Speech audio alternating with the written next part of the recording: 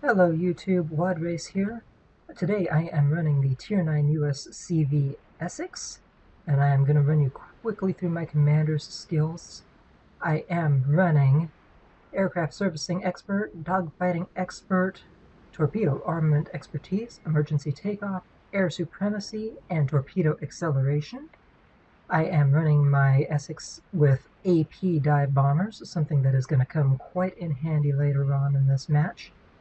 And for my upgrades, I am running Air Groups Modification 3, Concealment Systems Modification 1, Steering Gears Mod 2, Flight Control Mod 1, Damage Control Mod 1, and Air Groups Mod 1.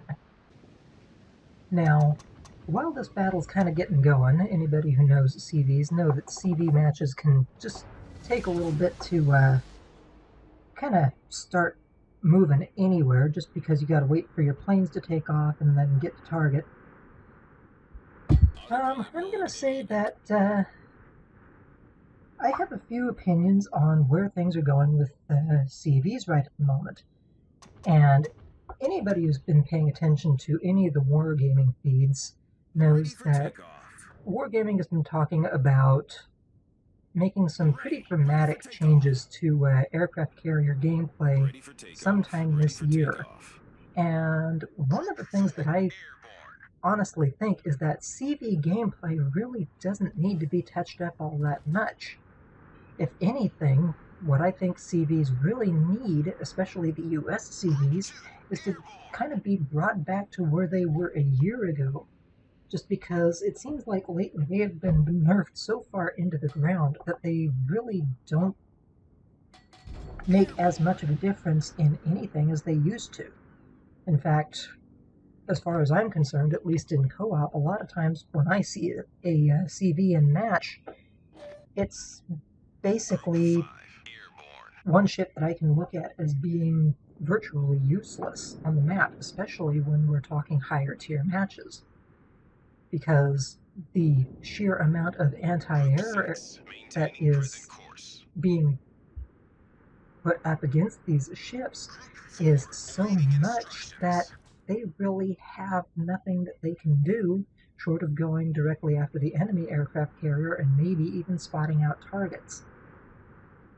And considering that a lot of your earnings, experience, etc., so forth in this game are based on the amount of damage that you do,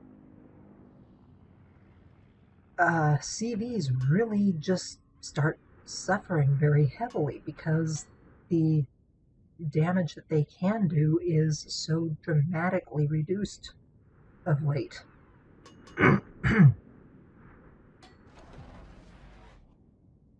And I will come back to this point a little bit later, because as you can see, I've finally got my planes up. I'm getting my first strike ready to go on this Yamato here.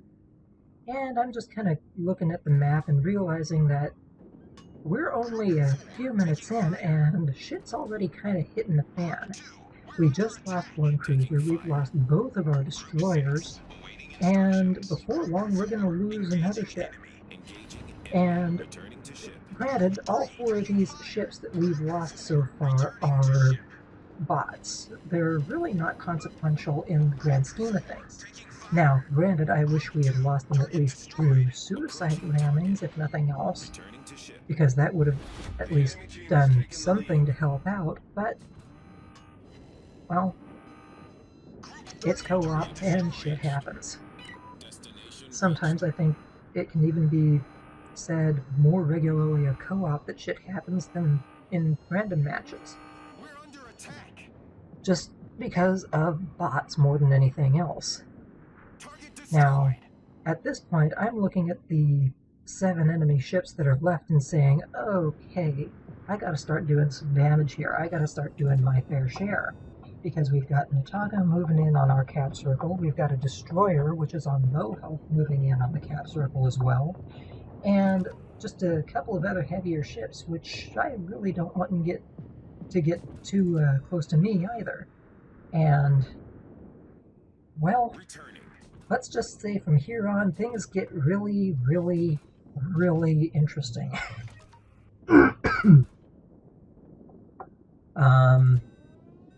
Now, a lot of people would probably say that my choice to go with AP bombers wasn't the greatest, but actually I think it did me a lot more favors here than if I had stuck with HE dive bombers.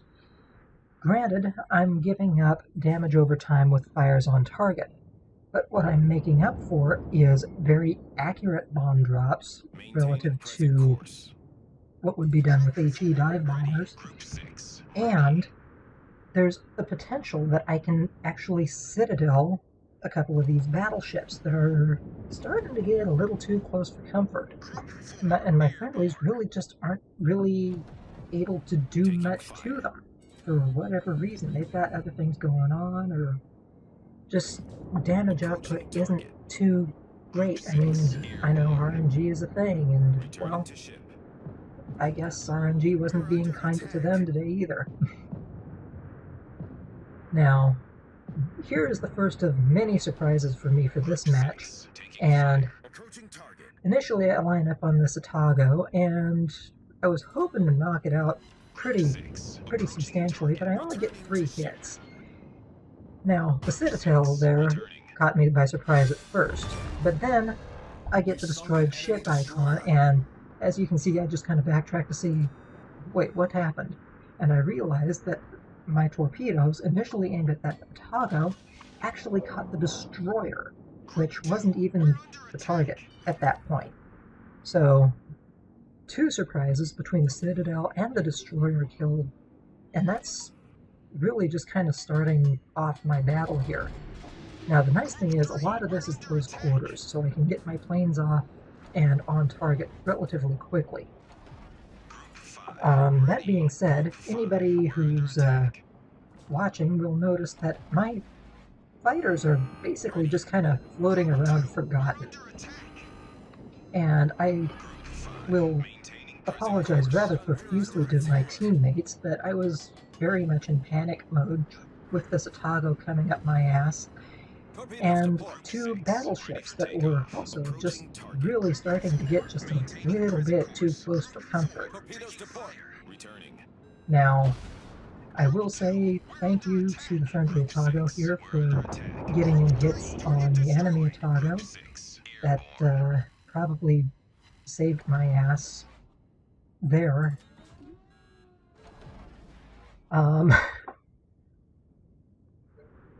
Yeah. It really just got a little too close for comfort there. And here, coming in for another surprise, just these 2 battleships. I was not expecting to get anywhere near as good a drop on my torpedoes as I did with both of these ships. And I happened to hit both of them with torpedoes, which, again, for everything that's going on, I'll take every last little bit that I can get. And now that the battleships are in view of me, I'm trying to turn my ass around real fast to not be hit by secondaries from either of these ships, though I don't think their attention is really on me at all, even though it says I'm detected. And my reasoning for that is they can also see my friendly Yamato, and yeah, see, there go the shells off towards the Yamato there. Which, again, this is something that just really saved my ass in this match, and I dare say probably actually saved the match for my entire team. Because, well, it was, just getting way too close for any level of comfort. Now, again, I will apologize to my team. I see my Yamato calling for air support, and I'm just not paying much attention to my fighters to even really get that attention to him. Even though I can tell by this point that the enemy CV is giving him pretty much its undivided attention.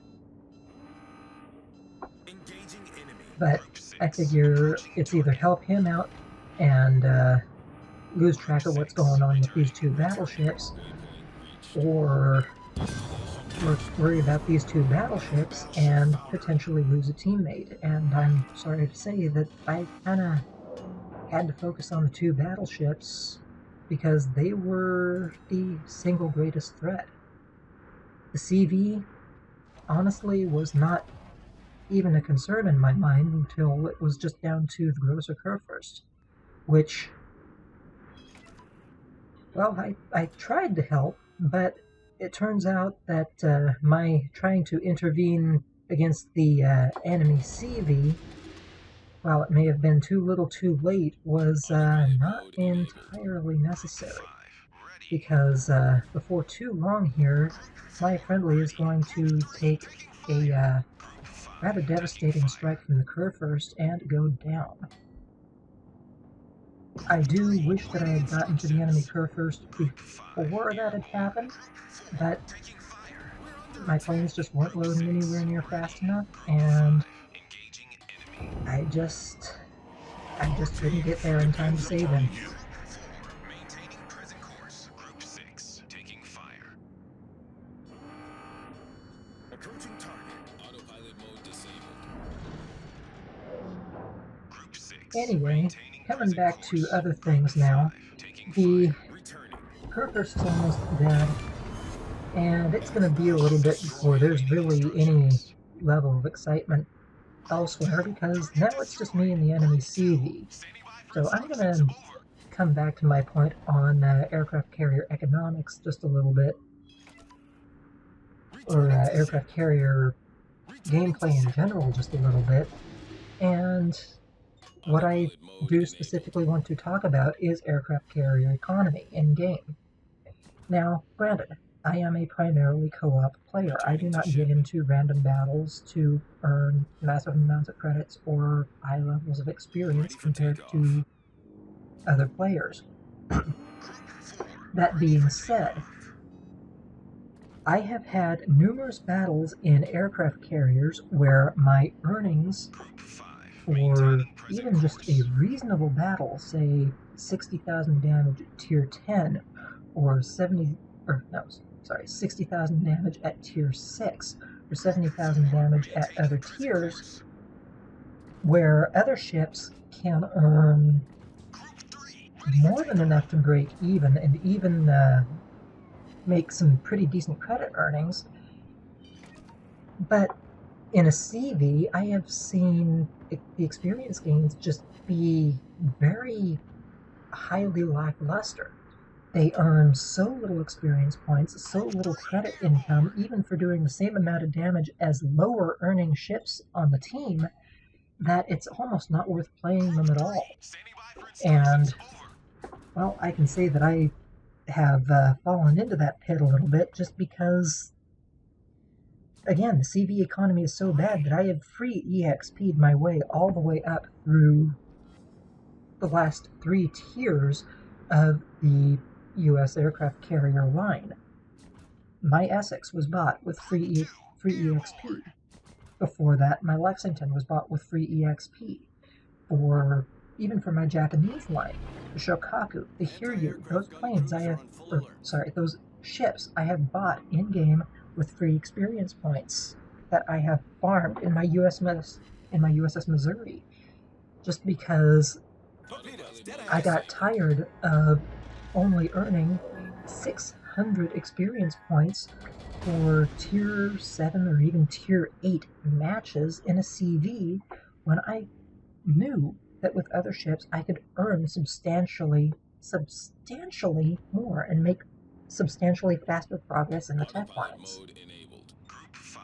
And it's just been very, very aggravating trying to moving up the aircraft carrier trees because of that. Now, this match is going to be an interesting case in point because this is tier 9. Now, I've already done 193,000 damage. By the end of the match, I've done almost 250,000. And what do I earn for that? Now, I can't really point at my experience earnings because this is my first match of the day, so everything's gotten pretty decent experience bonus, but the credit earnings for 250,000 damage done is less than 200,000 credits. On top of that, the actual income that I earn is only about 80,000 credits for this match. Now, not too long after this, I ran a match in my Tupolev, the Tier 8 Russian cruiser, main tech line cruiser, and, well, it was a rather lackluster match for me. The credit earnings, despite only really doing, I think, 40,000 damage, were almost on par with the earnings that I made in my Essex in this match. And I carried this match hard. So it's really no wonder to me why CV gameplay is so hard to come across these days, because the CVs require a very high learning curve in order to be able to operate them competently, but the amount of reward that you get, unless you are a very highly skilled CV player, is just not there. And honestly, it makes me wonder if a lot of the problems with aircraft carriers that exist in-game regarding just the sheer presence of aircraft carriers in the first place could be solved simply by fixing the aircraft carrier economy instead of thoroughly overhauling the aircraft carrier system. Now, granted, I cannot speak for random battles. It is very difficult to not turn a profit from what I know of in random battles. But there, things are a little bit more chaotic because you're dealing with players with varying skill levels, and just so many more things can go very wrong very differently for CV and random battles than in co-op. And while I do understand that a good CV can dictate the terms of a battle in random, it's still the simple fact that the CV economy compared to all the other tech lines, all the other ship lines and classes, really just needs help. I firmly believe that if the credit earnings and EXP earnings for aircraft carriers were improved, that we would see a lot more aircraft carrier players actually sticking around to play the game, instead of giving up and just going for the other ship lines. Because again, they can earn more credits and more experience faster for the same level, if not better gameplay, better quality matches than they ever would for even a highly skilled match in an aircraft carrier. Anyway, with that having all been said, I have almost finished off the enemy Essex, just one last manual drop in, and we are free back to the port, and I will say that was one rough match. Now, this is only the second match that I have had in the Essex, but I will say this was probably the most satisfying aircraft carrier battle that I had had in a while, just because of how pivotal I turned out being on this match. I was top earner, I killed the most ships, I did the most damage.